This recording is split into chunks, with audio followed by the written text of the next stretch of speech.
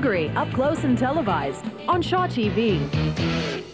Well, Lord knows amateur sport in this country can use all the help it can get, financially at least. And this morning on the CBC Calgary EyeOpener, we heard about a unique approach to financing the women's national cross-country ski team in their bid to make the next Winter Olympics in Salt Lake. And to learn more about this, we take you now to the CBC radio studios and the host of the Calgary EyeOpener, Jeff Collins. Hi, Jeff.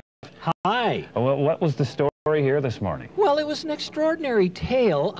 You've seen the firefighters' calendar they put out to raise money for the burn unit, right? All these buff, ripped, and cut guys who work for the fire department putting out this calendar to raise a little money. All well and good. The women's national cross-country ski team, based out of this area, decided they could take a page out of that calendar.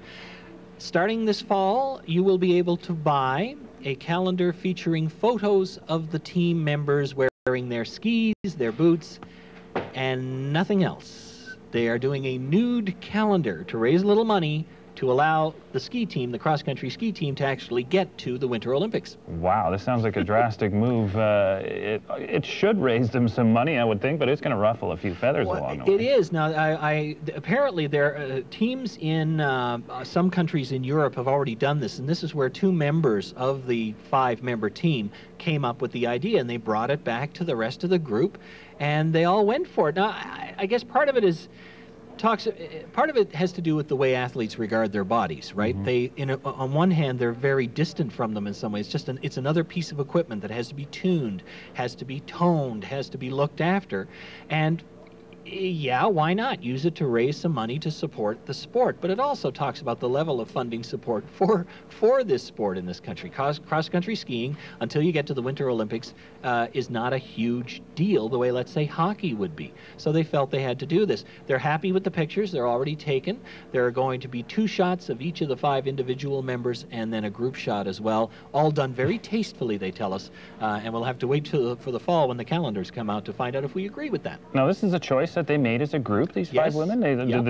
Did they not need approval from any governing body somewhere along the way to pull something like this off? To be honest with you, David, I don't know. I think the big response would have been, I expected that the 2 who brought this back would have brought it back, and the other 3 would have said, "Are you out of your mind? I'm not getting naked to go skiing. Forget it."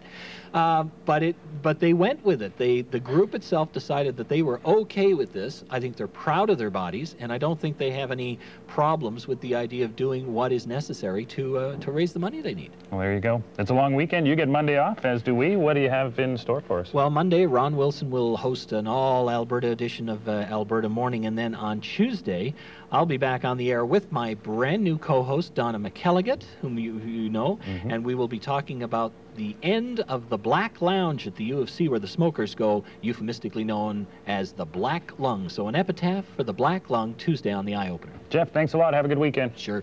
Jeff Collins from the CBC's Calgary EyeOpener program. It's right here on Shaw TV weekday mornings from 5:30 till 9, and of course at CBC Radio 1, 1010 on your AM dial.